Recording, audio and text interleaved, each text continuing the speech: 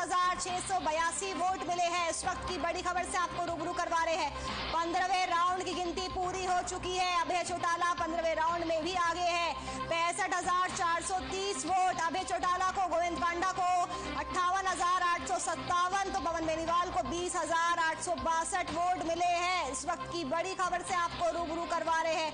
लगातार अभय चौटाला बढ़त बनाए हुए नजर आ रहे हैं।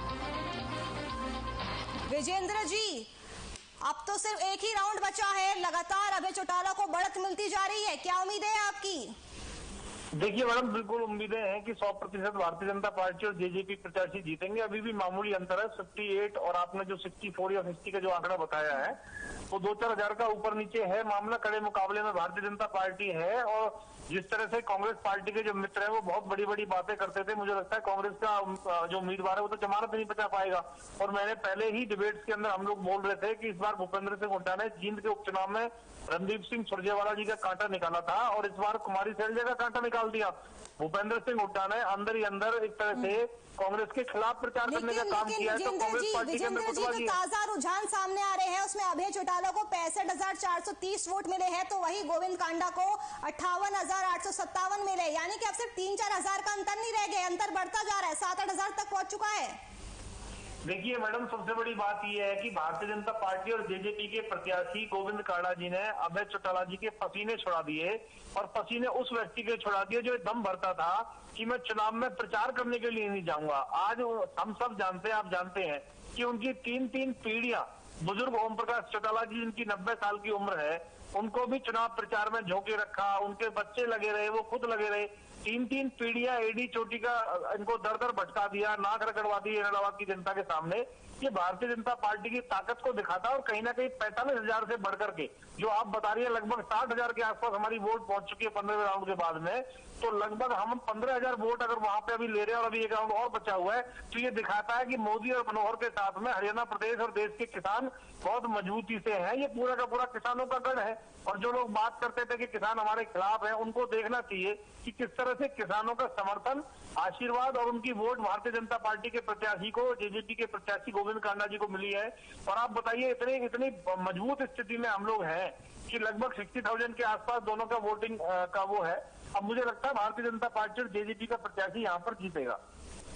सिर्फ एक राउंड बचा है सर, और ऐसे में बीजेपी उम्मीदवार गोविंद कांडा ने दावा किया, उनका बयान भी हमने सुना था, इलाहाबाद में कमल खिलेगा, और वो मुस्कुराते हुए भी नजर आए थे मतगणना केंद्र पर। क्या लगता है आपको कि क्या उस एक राउंड के बाद भी जब बचा है मुस्कुराहट बरकरार रहेगी गोविंद कांडा के चेहरे पर? देखिए, मुस्कुराहट तो उनके चेहरे पे अभी बरकरार है क्योंकि उन्होंने भारतीय जनता पार्टी को एक तरह से मुख्य मुकाबले में लास्ट तक बना करके रखा है। और अभी भी क्योंकि एक राउंड के बाद में अभी थोड़ी देर में परिणाम आ जाएगा, मुझे लगता है भारतीय जनता पार्टी और जेजेपी का प्रत्याशी जीतेगा। और सबसे जो बड़ी बात है वो ये है कि भारतीय जनता पार्टी ने एक बहुत बड़ा उछाल यहाँ पे हमने दर्ज किया है, क्योंकि आज तक कभी इनेलो के अलावा कोई पार्टी जीती नहीं। एक आधी बार कांग्रेस पार्टी जरूर पहले जीती है, नहीं तो भारतीय जनता पार्टी यहाँ इस सीट पर आज तक कभी जीती नहीं है। पहली बार इतना अच्छा परफॉर्मेंस, इतनी अच्छी एवरेज भारतीय जनता पार्टी की आई है कि जनता ने दिल खोल करके हमें वोट दिया है। और माननीय मुख्यमंत्री मनोहर लाल जी की जो सरकार ने काम किए हैं और हमारे प्रदेश अध्यक्ष श्री ओम प्रकाश धनखड़ जी के नेतृत्व में भारतीय जनता पार्टी के संगठन के तमाम कार्यकर्ताओं ने जो दिन रात मेहनत की है इलाहाबाद के अंदर, उसका परिणाम है कि जनता ने अपना आशीर्वाद दिया है, किसानों ने आशीर्वाद दिया है। और भारतीय जनता पार्टी इतनी कड़े मुकाबले में है, जबकि चर्चा यहाँ पर कुछ लोग ये करते थे कि यहाँ तो कांग्रेस मुकाबले में रहने वाली है यहाँ तो, और दूसरा यही लोग चर्चा करने वाले हैं। देखिए, कांग्रेस और इनेलो पार्टी खुद ये कहते थे कि कांग्रेस वाले इनेलो के लिए बोलते थे कि ये बीजेपी की बी टीम है, इनेलो वाले कांग्रेस के लिए बोलते थे कि ये बीजेपी की बी टीम है। तो इन दोनों को तय करना है कि भारतीय पार्टी की बी टीम कौन सी है। भारतीय जनता पार्टी तो ए टीम है और हमारे पास नेतृत्व भी है, नेता भी है, हमारे पास नीतियां भी है, योजना भी है और जनता के हित में हमने काम किया है। लेकिन क्योंकि अभय चौटाला जी तरह तरह के प्रपंच करने में माहिर हैं, वो तरह तरह की नौटंकियां लोगों के बीच में करने में माहिर हैं, और क्योंकि घमंड और अहंकार उनका सातवें आसमान पर बैठा है, तो उनके घमंड को तोड़ने का काम भारतीय जनता पार्टी और जेजेपी ने किया है। अब वो अपने दरवाजे पर लिख के जाएंगे, अपनी 7 पीढ़ियों को ये बोल के जाएंगे कि आज के बाद कभी कोई रिजाइन नहीं। अगर रिजाइन दोगे तो मेरी जैसे हालत खराब हो जाएगी। जो व्यक्ति घमंड और अहंकार में ये कहता था कि मैं चुनाव प्रचार करने नहीं जाऊंगा और घर बैठे बैठे जीत जाऊंगा, उस व्यक्ति को एलनाबाद के हर दरवाजे पर नाक रगड़ने पर 3 पीढ़ियों के साथ में अगर मजबूर किया है तो वो भाजपा और जेजेपी ने मिलकर के किया है। इसके लिए दोनों पार्टियों के कार्यकर्ता और नेता बधाई के पात्र हैं। और जो एलनाबाद की जागरूक जनता है मैडम, आपके माध्यम से भारतीय जनता पार्टी का प्रवक्ता होने के नाते मैं सभी का दिल की गहराइयों से बहुत बहुत धन्यवाद और आभार प्रकट करना चाहूंगा कि उन्होंने स्थिति परिस्थिति जो हो, उन्होंने जो भारतीय जनता पार्टी और जेजेपी के प्रत्याशी के ऊपर अपना आशीर्वाद और जो हमें प्यार और सहयोग दिया है, इतने भारी बहुमत, इतनी भारी वोट हमें दी है, 45,000 से बढ़ा करके 60,000 के आसपास हमारी अभी है और 16वें राउंड के अंदर भी हमारी वोटें बढ़ने का काम करेंगे। तो 45,000 से बढ़ा करके सीधा 60,000 प्लस वोट जो हमें मिली है, इससे दिखाता है कि भारतीय जनता पार्टी और जेजेपी के प्रति यहाँ के किसानों और जनता में बहुत प्यार और आशीर्वाद भरपूर बरकरार है। विजेंद्र जी, 15वें राउंड की गिनती पूरी हो चुकी है और जो आंकड़े सामने आ रहे हैं उसमें मार्जिन काफी ज्यादा है, 6-7 हजार तक पहुंच चुका है, अब 2-3 हजार की बात नहीं है। तो क्या कहीं आपको नहीं लगता है कि क्या बीजेपी को किसान आंदोलन का खामियाजा इस उपचुनाव में भुगतना पड़ा है? क्योंकि एलनाबाद उपचुनाव में कृषि आंदोलन एक काफी अहम मुद्दा था।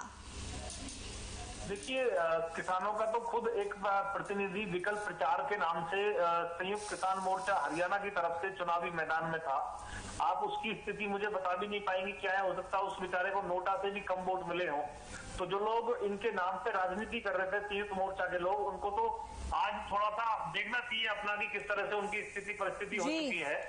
आज विकल्प प्रचार की कितनी वोटें आई है आप काउंटिंग करके अगर बताएं मुझे, तो नोटा से भी कम वोट उनको आई होंगी, जबकि वो संयुक्त किसान मोर्चा हरियाणा की तरफ से प्रतिनिधि है। विजेंद्र जी, हमारे साथ कांग्रेस से हमारे साथ जुड़ चुके हैं जगबीर मलिक, कांग्रेस विधायक जगबीर मलिक जी हमारे साथ जुड़ चुके हैं। बहुत बहुत स्वागत है सर आपका हर खबर हरियाणा पर। धन्यवाद नवोर जी। जगबीर जी, अभय चौटाला लगातार आगे बढ़ते हुए नजर आ रहे हैं, अब सिर्फ एक राउंड बचा है सर, क्या कहना चाहेंगे? देखिए, मैं ये समझता हूँ ये इलेक्शन जो है इलाहाबाद का, ये धन और बल का इलेक्शन था। यहाँ पर तो बिल्कुल साफ तौर पर पैसे का खेल हुआ है और फिर भी जो है इतना पैसा करने के बाद भी जो है ये इतना कोई मार्जिन ज्यादा नहीं है। और इसमें कांग्रेस ने बिल्कुल ईमानदारी से इलेक्शन लगा है और जो है जो पब्लिक फैसला